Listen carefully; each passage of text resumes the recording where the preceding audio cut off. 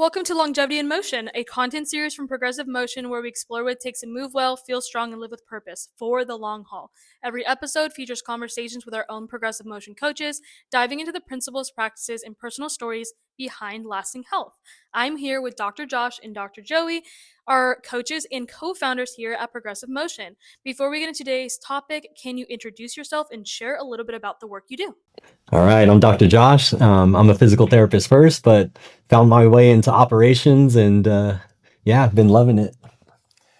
Dr. Joey, physical therapist as well. And a lot of my role is between marketing, branding, and a lot of the culture work.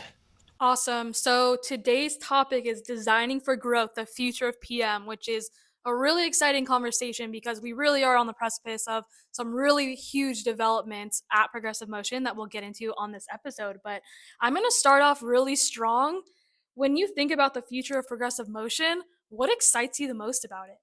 Oh man, what excites me is the potential to rebrand what movement means to an individual.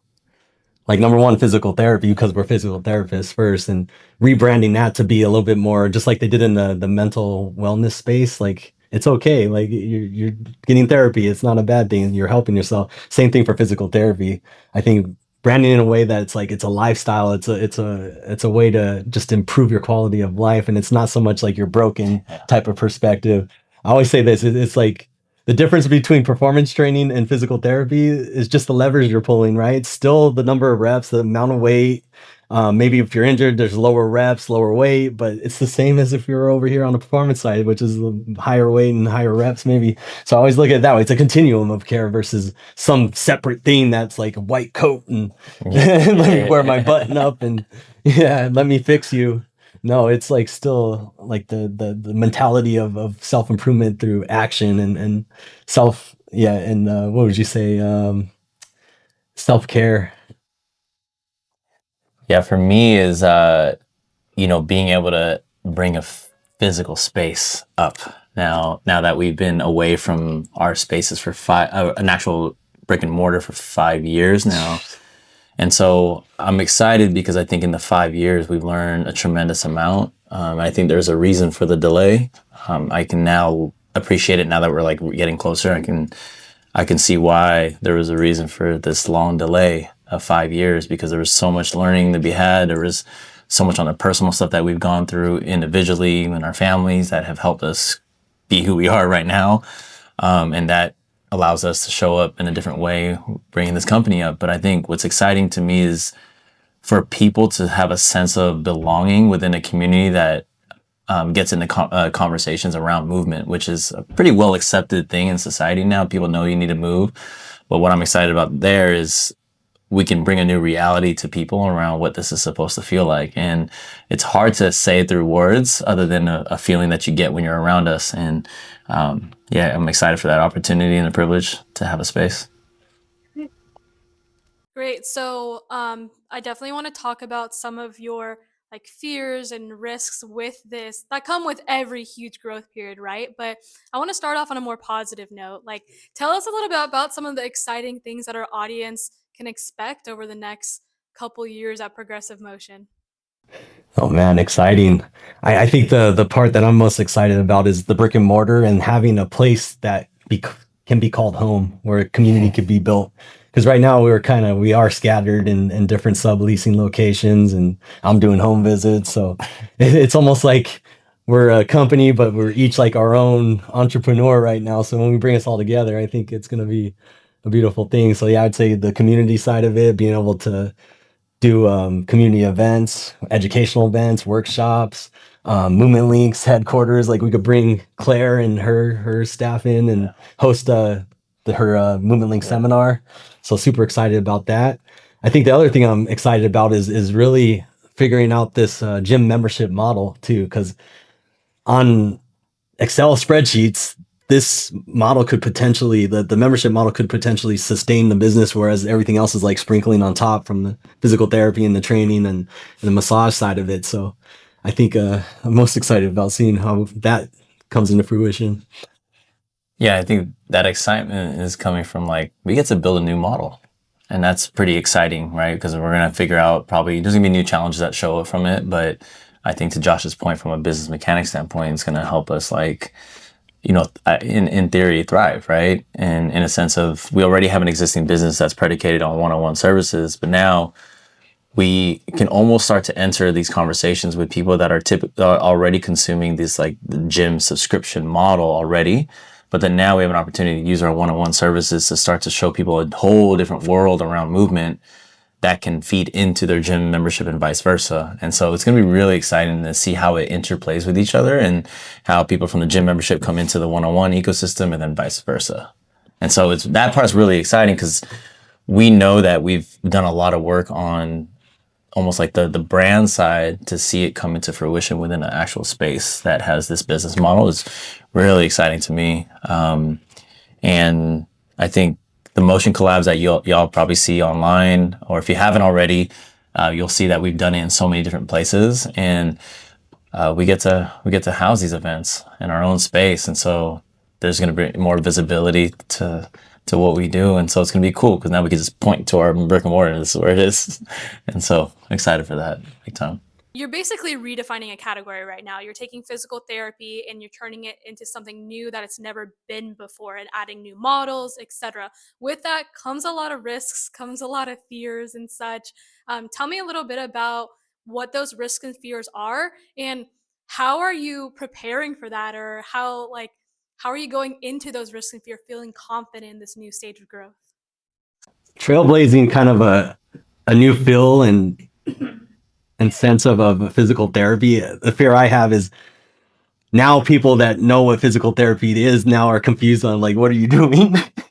Is this physical therapy? My doctor says I need physical therapy. Are you one?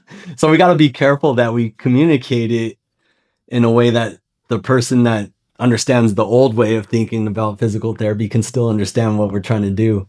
And then also grabbing onto the new people that have never experienced physical therapy, and those people I think would be easier because now they don't have a preconception of what physical therapy is. So I would say the communication side of it, which we've been in the weeds on, like how do we communicate this in a way that we don't get lost in the sauce? Yeah, it's the same thing. It's so difficult to communicate the idea, which is, sometimes when you don't have the words for the vision, it can get very frustrating internally because you're well intentioned, but then you can't get a clear, concise way of communicating it. And a lot of times, especially in the rooms that we've been in lately, we're starting to see an almost like a dividing line of the type of people that really get it, and then the ones that are just looking at the metrics of business, which you need to, because without profit, then there's no business, right? But on the other side, when you're disrupting a whole psychology around consuming this type of work, you really have to trust in what you're doing, because there's going to be more people than not that say, okay, I get it, but I don't see it succeeding. Like, do you trust it so much to where you're willing to you really get kicked down that many times and still get up and try again?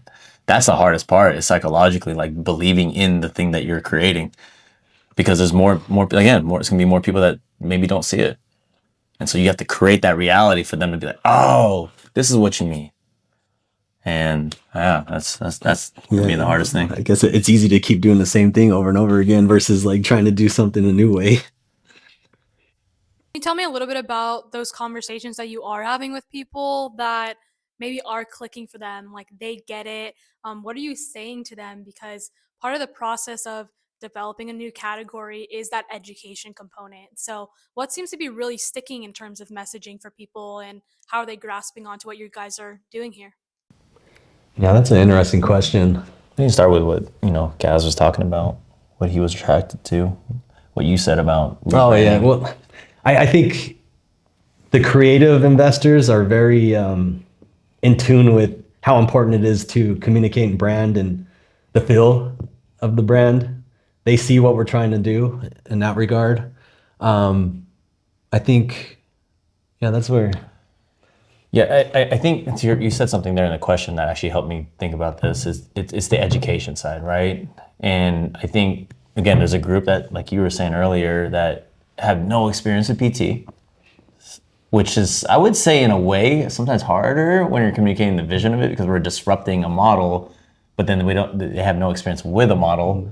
then what are you speaking on, right? So I think just giving people a layout around how typical insurance-based physical therapy is experienced, giving them a little light on how coming out, paying out of network or going directly to your provider is relatively new in the last 15 years. So as a byproduct of that, there's only been 15 years for a company to actually build brand. And when there's only been that many years, that kind of helps you empathize with the fact that like you have a long ways to go because, and actually Jason Maiden reminded me this weekend that Nike existed 20 years before Michael Jordan was there. 20 years. And so while we're at, let's just say since 2017, 8 years in, we're really young. And so that made me feel really good. Like, dang, okay, how can we just get on the front end of bringing awareness, visibility? Because there lies an opportunity when we're having conversations on these Zooms. Like, even if it's just a handshake, talking to someone out there, like, what can we do to deploy education around what we're solving for? And so I think that's a big one for us is like giving the lay of the land and what we're answering. And people can resonate with the fact that like they've been convinced that they've had to be fixed by a practitioner, fixed by my PT, fixed by my chiro, fixed by my MD. But this is an empowerment teaching model. Yeah. That's the cool part, is that we're going to give you the tools of a thought process that you can go anywhere with, which means that you're not going to become dependent upon us. But because we treat people really well, they're going to want to stay with us because we guide. And that's the big And one. I think that's what we're like trailblazing in a sense. It's been in that direction for the empowerment model.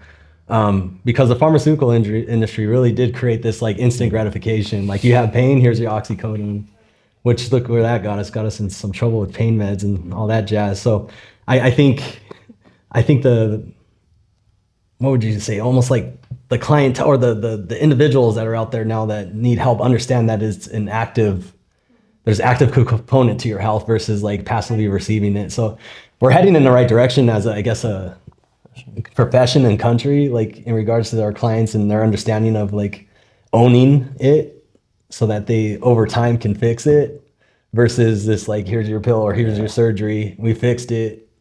You're better the next day, which doesn't always work out so hot. Yeah, and just to add this part with, our belief in like deploying people of these skills and tools and seeing people achieve things that they never thought they could. Like in order for that to move, like in a community, they have to feel something. Like because they, in our industry and granted, like this is really important, right? Like, you got to be really good at what you do. Like that's almost like your baseline. Like you got to be good. But if you just leave it at that and just being the best physical therapist ever that you think you can be without considering the other factors that influence people's buying decisions, you're going to miss out on helping more people, right? And so that's why we're so honed in and focused on marketing and brand, because it's like when I grew up wearing Nikes, I would justify to you that I thought this shoe was a higher quality, but a lot of these shoes are made in the same factory. It was the swoosh on that shoe that made me feel something. And that was the belief that I needed, that when I was going up against a bigger, a stronger athlete, I would wear these shoes and literally it felt like I was putting on almost like a costume where I was like, I'm gonna be this today. And so what this product can be for someone is that costume, right? What is that? And when you're able to have a coach that's empathetic, but also very confident in being able to guide someone, dude, like you start to believe in things that you didn't even think you were capable of. And so we don't have the messaging yet that hits that mark, but because we're having this conversation, I'm very confident that we will land it with the right people that's in our company. And that's what's so interesting. Like it's almost like Nike brand is helping us evolve our branding and messaging. And then the Ritz-Carlton is almost helping us set up our operations and how the client experiences. So it's cool to see the style of Nike and then the care of Ritz-Carlton kind of packaged into a movement company. You also had talked about the mindset shift. So I'm curious, do you imagine that your ideal client profile is going to change at all with this scaling and this growth? Or do you imagine that you'll do the education, you'll do the work, and the current profile that we have now, they'll get to that point with you, or a blend of things? It's always the hardest one for us because we always like go after the Psychographic. psychographic side of like growth mindset individuals. But if you talk to everyone, you talk to no one kind of perspective. I would say if I was just to spit game right now, I'd say okay, we have the upper middle class that we could service because of the price point that we have. But ultimately, if we as we scale price points and strategies around helping more of the community, like spread that out to where we can help more of the kids or maybe the lower income individuals. I'm glad you brought that up because going back to your what excites you, that excites me because when we can scale this business, we already recognize that like you have to have a certain level of income for the most part to work with us, right? And while that's awesome and everything, and you can build a company, and hopefully, we can continue to grow in that way. What this is going to do is continue to create more opportunities for us to give different offerings, right? At different tiers and different layers where we can do a group class where, hey, I can't afford a one-on-one session, but because I know PM's intention is to teach and help me understand myself and my body, well, I can do a group class at a much cheaper price point and still get benefit from that experience. And so that's the dope part is that when we do scale this out, like I think you'll see a little bit of a shift because I think we'll have I think the common line will be the psychographic of the people that want to be associated with the company. But I think there's going to be new people that come in and get to experience it because we'll have a gym membership where you just pay a one-time thing every month and you get the benefits of being in our space. And you will probably interact with us because we'll be in the space. And so I'm excited about that now that we're talking about this. And yeah, I'm curious to see where it goes. But I think because we'll be all housed in the same location, I think I get to meet Josh's clients. And he gets to meet mine and vice versa. And like all of these people, we get to actually interact, which is cool. And then talk to me a little bit about how you are planning on scaling progressive motion without losing that piece that makes progressive motion so special at the same time. I know that's where the skill set of hiring comes in, the skill set of almost operationalizing emotion. So that's where the Ritz Carlton type of paradigm that we've been studying comes into play. But I think the biggest thing is what Joey's been heading is the culture side, really figuring out the culture of the business, and that sets the kind of standard of the individuals that work with us. Yeah, because at some point, other people in our company, we've been talking about this lately about this winning mindset, this winning culture, this winning standard, and if we can continue to not acquire, but like hire, or even the current people that we have now, how we can get them to level up as we're also leveling up, they will set the stage for the new people that come in. Because the reality is, we're the founders, so there's a little bit of a gap, right?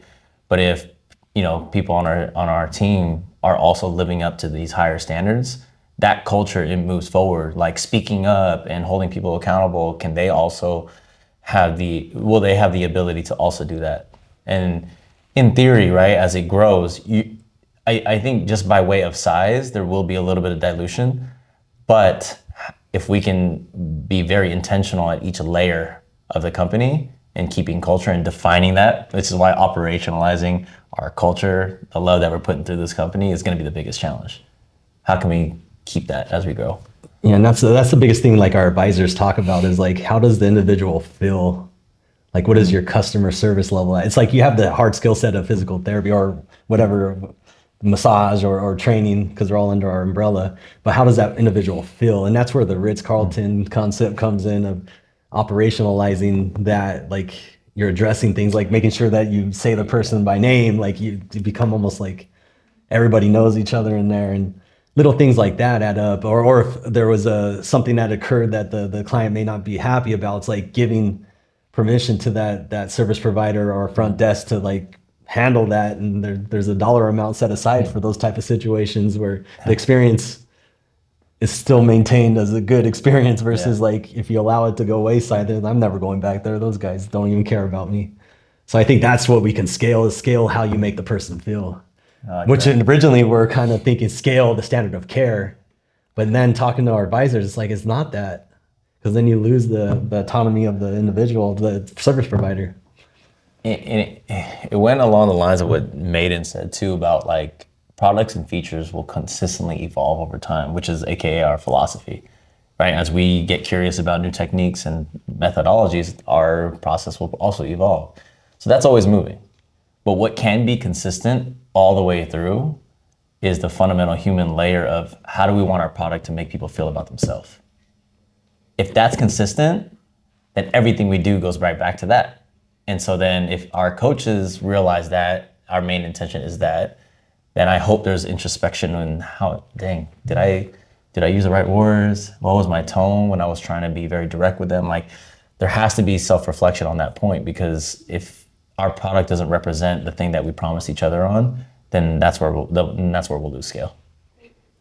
I want to touch a little bit more about our team's involvement in the customer experience and then just in general, like their growth as we scale. So, what are some of the things that you're establishing now for that point when we're actively scaling, actively growing to make sure that our team is scaling and growing with us at the same rate? I'd say that's where our Gantt sheets came in handy, right? Because a lot of it is like, okay, it's like acquiring new leads, and then there's also retention of the current clientele that you have. So like setting up systems where they're following up right after the eval with a framework or a roadmap of what the journey is for them to get back to what they want to be able to do again or and beyond. So I think setting little things like that, little touches where it's touch points of communication of the journey. I think I just off the top of my head, like the consistency of that, leveling up with communication courses, like getting them to start looking at these leadership books themselves too. Like we're constantly sharing different books. We should almost like have a book club set up soon. Like Rare Leadership, that's a great book. And that not only applies to like leaders of a company, but applies to a coach leading a client. Right. So it's like you take these pillars of truth or principles and it applies to everything. Yeah, no, I mean, I think if I'm just being honest, like we're in our journey right now. You know, we have a relatively small company, right?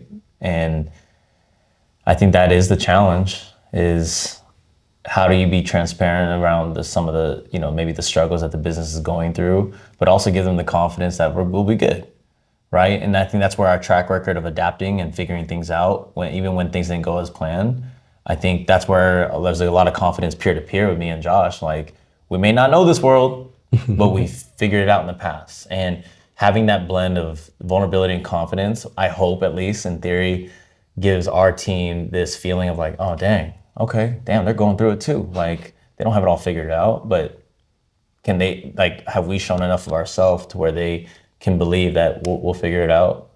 That's time will tell, but I hope so. I hope the way we've continued to lead here has given them some confidence in what we're doing.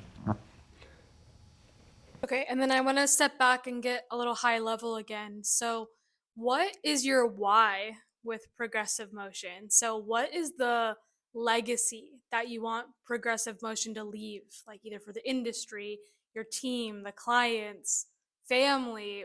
Why are you going through all this? Why are you doing this? I forget where we heard this from, but like we're hope dealers, right? So I think a grand like bird's eye view, it's like giving back hope to individuals that are lost and using movement as a vehicle for that. So not only from the standpoint of the clientele that walk in through our door, but also the team members that come in, it's like helping them find, like, remember who you are, like find yourself through this journey.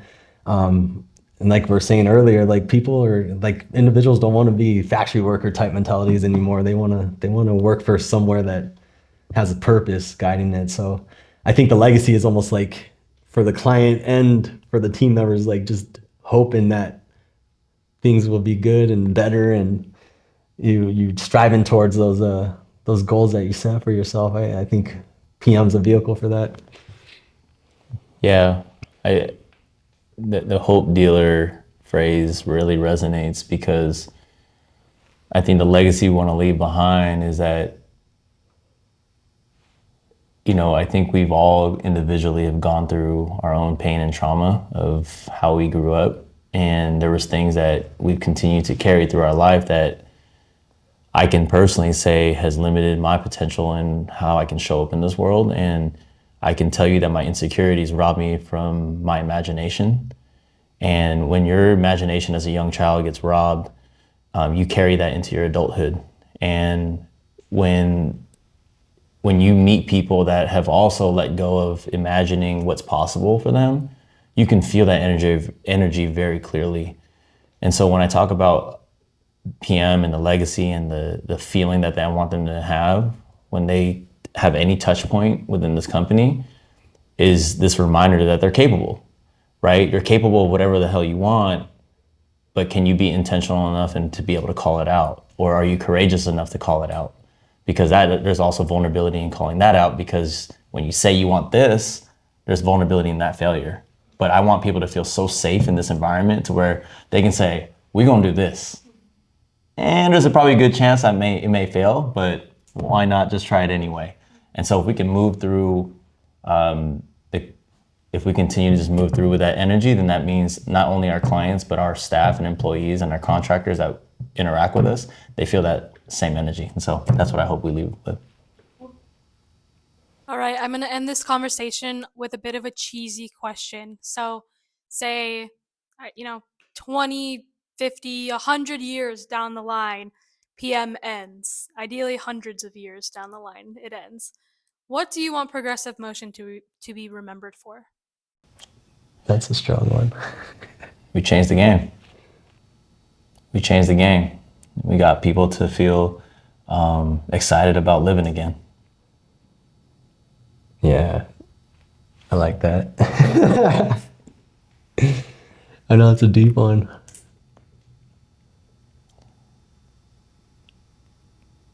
This is that in a nutshell, though. And when I say we, it's not like, I think we just listen to our calling. It's not like some badge of honor in a sense, right? I think we're just collectively, individually listening to what, whatever you believe in, right? God, higher power, universe, like whatever that calling was for you, just listen to it. And I think when it's all said and done, either we'll have hopefully influenced this changing of the game, and or the person that was affected by our leadership will change it for us. And that's how I see it. Mic drop. Well, Dr. Josh, Dr. Joey, thank you so much for taking the time today to talk about the direction that progressive motion is headed in. It's all very exciting. So it was great to give our audience a sneak peek on what's to come and what are some plans happening. And to our audience, thank you so much for listening to Longevity in Motion. Stay tuned for bi-weekly podcast episodes and weekly articles. Yep. Thank you.